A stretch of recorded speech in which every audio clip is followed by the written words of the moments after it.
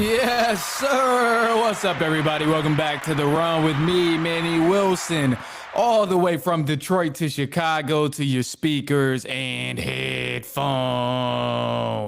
I appreciate you tuning in to the first interactive sports podcast, a community that makes sure your voice is heard. So if you hear something you agree with, you disagree with, you like or you dislike, hit us up on the voicemail line, 219-413-9405. And of course, we will play your take back on our next episode. And speaking of episodes, shout out to SeatGeek for sponsoring this episode.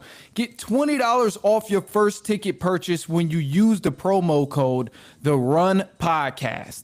Now, this code can only be applied for first-time users on the mobile app or website. So I don't know about you, but NBA season is rolling strong right now. My Pistons are going crazy, and I can promise you I will go see them at least once this season. So create that account, use that promo code, save yourself $20 when you go to that game or concert or whatever it is you want to attend.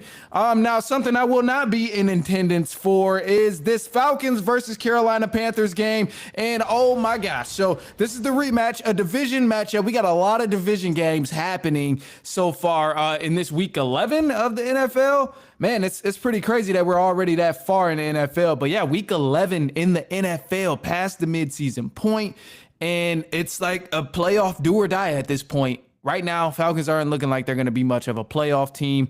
They play the Panthers. They're going into this game at home, 3-6, actually, 3-6.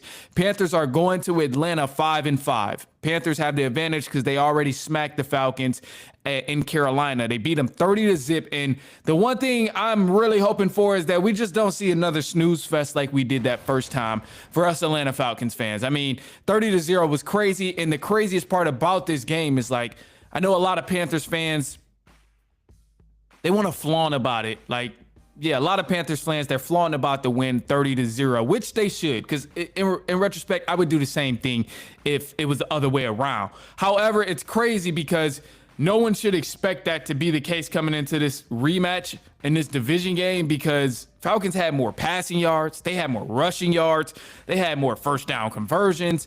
They had just about more everything when you compare of the offensive end and what they do besides red zone attempts.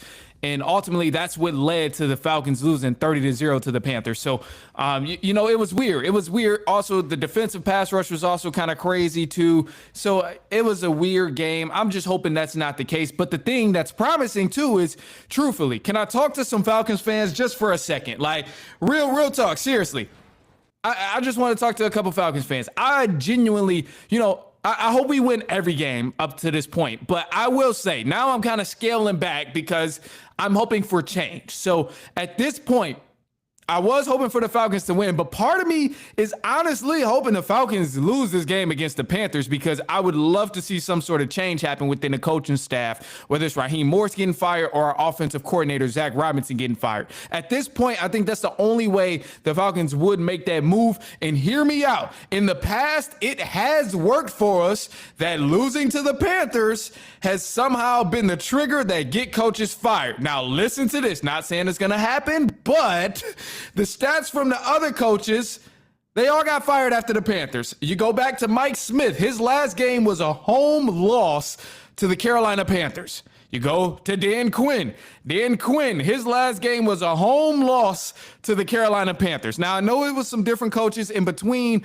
all of them and Raheem Morris, but since Raheem Morris has already been in a hot seat, it's a possibility that if he loses to the Panthers, it could be his last and final game with the Atlanta Falcons. Personally, I would love for that to be the case.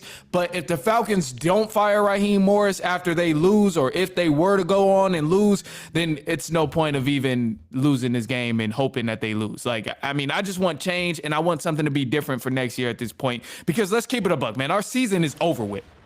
Our season's over with.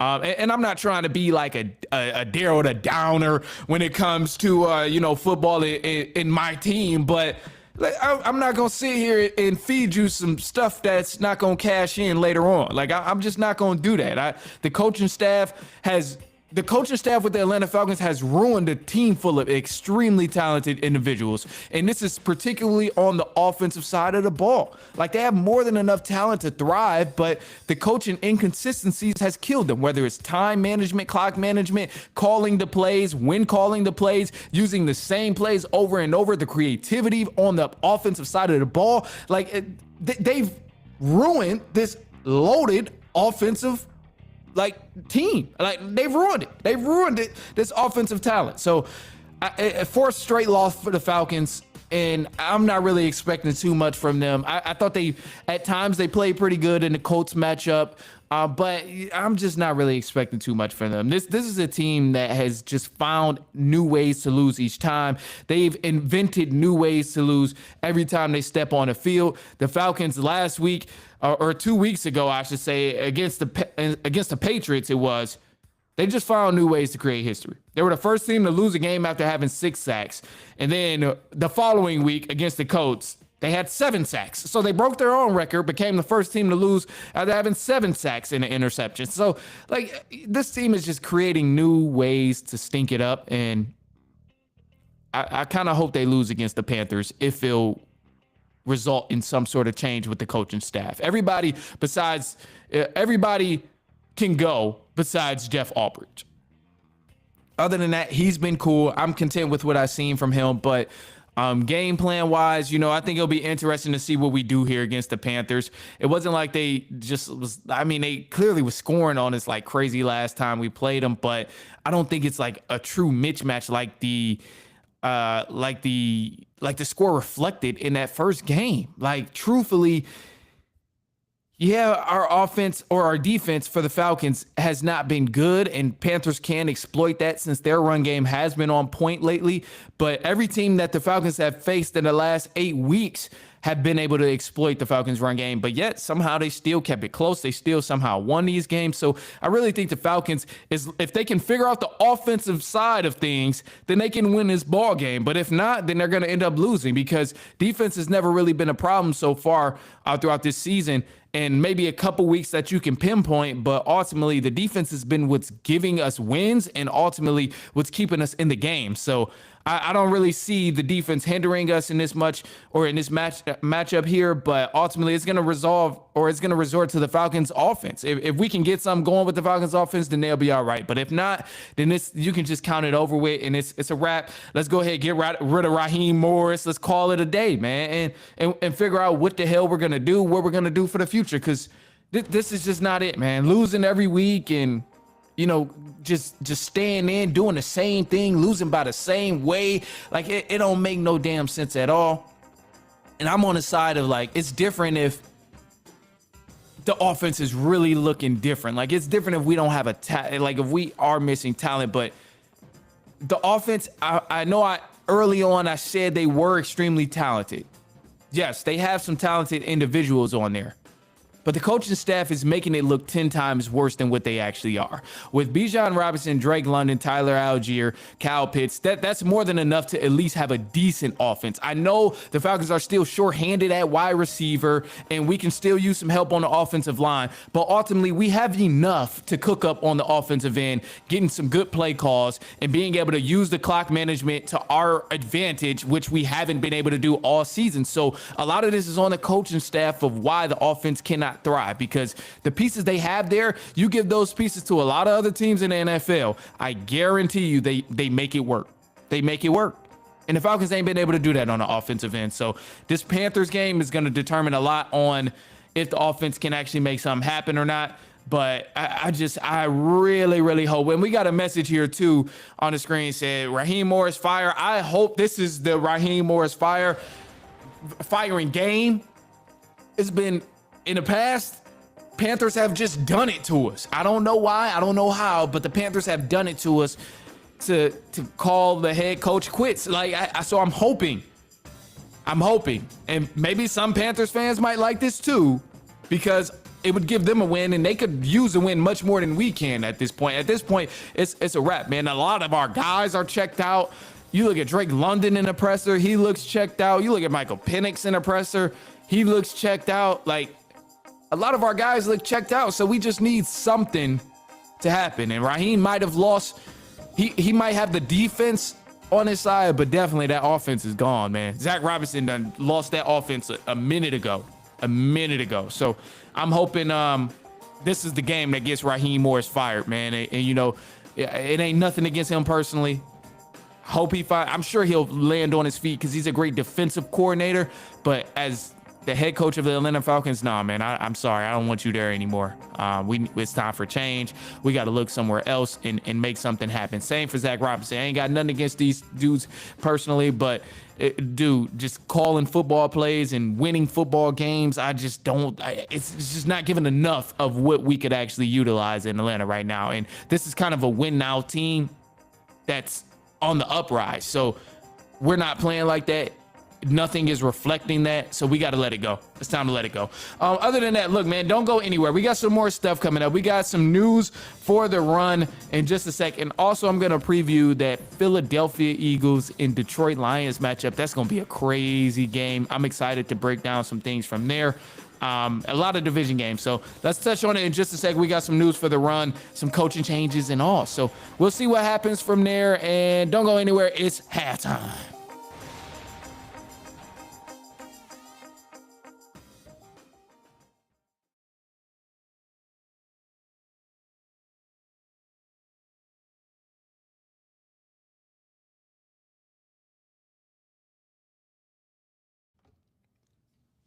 Man, I hope Raheem is fired. I hope this is the last Sunday I got to watch him as my head coach.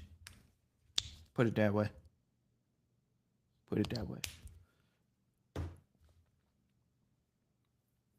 All right. Let's do this. Some news for the run. Some news.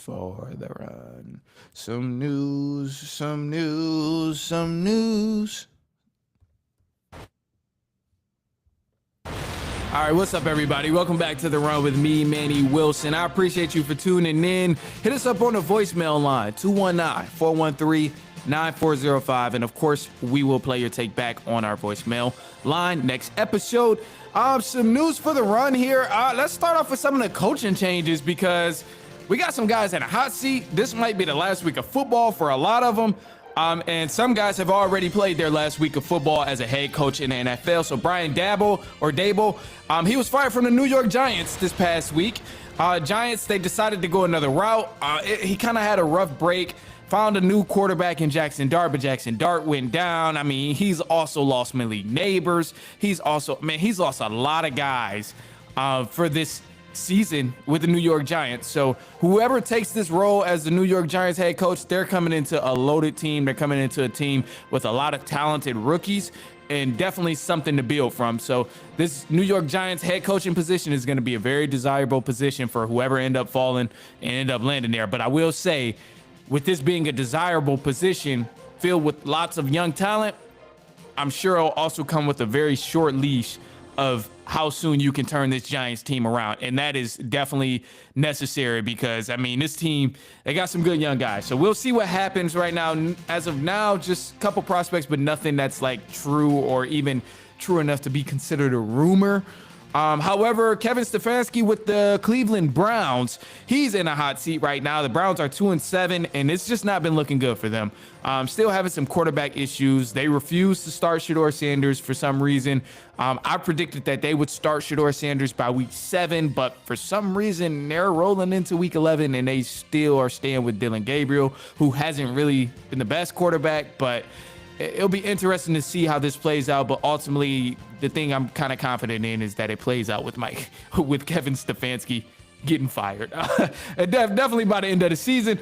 Other than that, we have another coach in a hot seat. Mike McDaniels is in the hot seat with the Miami Dolphins. Now, Dolphins, they did get a win over their division rival in the Buffalo Bills, so they moved to 3-7, but ultimately it's just been a lot of bad conversations surrounding Mike McDaniels of being the head coach of the Miami Dolphins. Yes, there's some injuries on that roster with some key players, but I don't think he'll last very long with the Miami Dolphins just because the play hasn't been up to par. It's been very sloppy on the offensive end at a lot of times. They've been very inconsistent. You don't know what you're going to get from the Dolphins team, even though they have a lot of talent. So it's tough to see there. So Mike McDaniels is in that hot seat. Just to keep you guys updated on the Miami Dolphins. And then the Pittsburgh Steelers head coach Mike Tomlin is also kind of in a hot seat with a lot of fans and just fans around the NFL, because Mike Tomlin, I don't know if you know, but he has this thing of just being right above 500, and that's it. Calling it quits as soon as he get above 500. Mike Tomlin has not had a losing season in ever, I don't think. But that's his specialty. Is he doesn't have a losing season, but he'll get you right above 500 and lose that wild card game. So he's definitely like not as steep. The seat is not as hot for Mike Tomlin, but definitely warming up, because I'll tell you what, if the Steelers go to the playoffs and lose in the first round, he's out of there at this point, and I think it's called for. Another team, Dan Quinn and the Washington Commanders. They're 3-7 right now. Dan Quinn has been going through it. Lost his quarterback, lost a lot of receiving options. I mean, he started calling the defense, and I just remember when Dan Quinn was in Atlanta, and he started doing it, they also let him go. So it seems like another sequence of they're trying to figure some things out. I think it's still very early for the Commanders, especially since they came off a huge year last year under success with Dan Quinn. So I don't think his seat is very warm, but it's definitely heating up, if anything. And then Falcons head coach Raheem Morris, man, he might have played his last week. Now, Falcons have a history of firing some coaches after losing to the Panthers. Now, Falcons already lost to the Panthers earlier this year. This could be another time where Raheem Morris has been having a lot of those conversations of not being able to keep the locker room and just not being able to find a way after just promising us, we got to find a way, we got to find a way. But he just ain't been able to find one for the offense specifically. But we'll see what happens there. Now, some of the games that's happening in the NFL for Week 11. Thursday Night Football, we got the Jets and the Patriots. This is recorded Thursday night. You might be listening to it Friday morning, but hey, go check and see who those winners is. I think it's going to be the Patriots, so you probably don't even need to check. You would hear about it. Trust me, you're going to hear about it a lot if it's the New York Jets that somehow pull this game off. Other than that, you got the Panthers playing the Falcons. A lot of division games going on for the NFL this week, and I'm super excited about it. But Falcons, Panthers, man, honestly, I'm kind of cheering for the Panthers if it results in Raheem Morris being fired by the Atlanta Falcons. I don't know for sure it will, but I just have a strong feeling that this could be his last week if they lose to the Panthers. So I'm going for the Carolina Panthers to win against the Atlanta Falcons. I know it sounds crazy, but I just really want Raheem Morris to get fired, man, and just start a new era in Atlanta, because he clearly is not the guy. Zach Robinson for the offense is clearly not the guy with the Atlanta Falcons. Please, let's just wrap it up. So Panthers, just do me one solid. I'm going to cheer for y'all. I hope y'all get to the playoffs, whatever. But as a Falcons fan, do me one solid. Beat the Falcons in Week 11 and get Raheem Morris and Zach Robinson, the offensive coordinator, fired. Get our head coach and OC out of there. Please, just do us this one solid. I'm cheering for you. I hope you go to the playoffs. Have your success. Whatever. Cool. But I can't stand to see Raheem Morris coach this team anymore. I'm gonna leave it at that. Other than that, I have another division game here, which is gonna be a good one. The Chicago Bears and the Minnesota Vikings. Man, I'm excited to watch this division game, but ultimately, I got the Chicago Bears winning this ball game, bro. Chicago Bears have low-key been balling. They've been hooping, man. Bears are low-key a sleeper team. They're not really like blowing teams away by their play, but they've been pulling off a lot of games that they lost by 3 and 2 points over these past few years. They finally learned how to close out a game, and then not to mention the offense has been dominant, bro. Second in rushing yards per game, third in yards per game, top 10 in points, and top 10 in passing.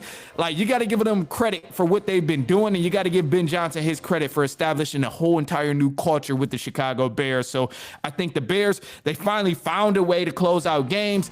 And I know Vikings, they have somewhat of a solid defense there, but I ultimately just don't trust that trash offense, bro. Justin Jefferson has been extremely quiet.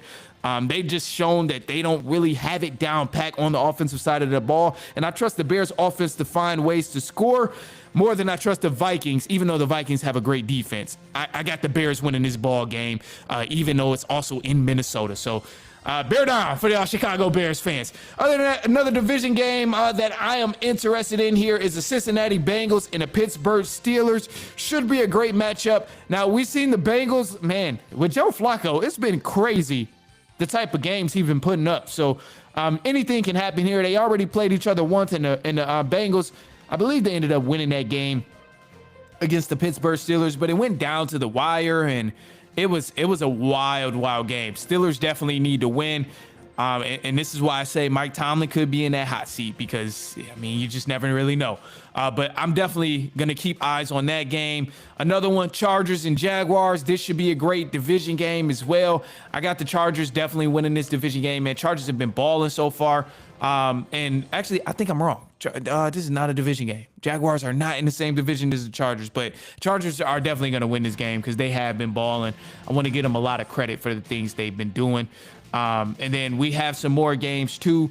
But before I move on to some of these games, I just want to bring up the point, like anything can really happen in these division games, bro. Like you never really know who's going to win in the division games. And I think that's what makes them so great.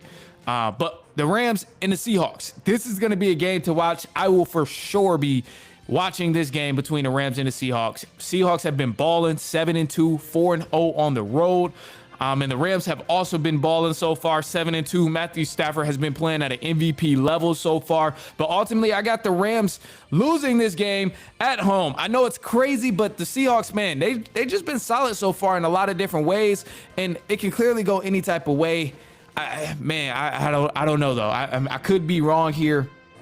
It's just going to be interesting to see, though. But this is a must-watch game. It's hard to pick a winner. I definitely didn't do enough research to truly dive into who will win this game between the Rams and the Seahawks. And that's on me, but I want to be as clear and honest about that as possible. 49ers and the Cardinals. I got the 49ers winning that game, even though it is in Arizona. Shout out Arizona. We just came back. But the Ravens and the Cleveland Browns, another division game. Got the Ravens winning this ball game. Now, Lamar Jackson is back, and hey, this is the playoff push right here. They're 4-5, and they're trying to get to the playoffs. So it's kind of a must-win for the Baltimore Ravens and Lamar Jackson. You got the Kansas City Chiefs and the Denver Broncos.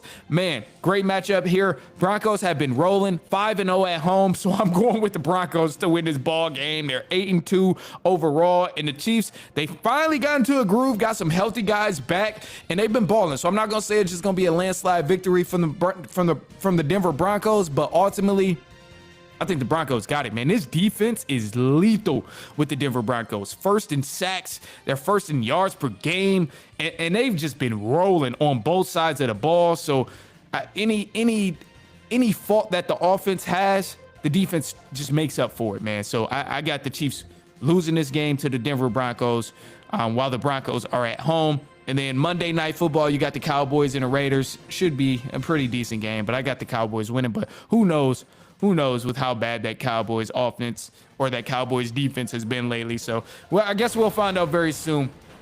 Now, another game here that I am very interested in is the Philadelphia Eagles and the Detroit Lions. Man, I'm excited about this matchup here, but I got to break it to you, man. I think the Lions win this matchup against the Eagles.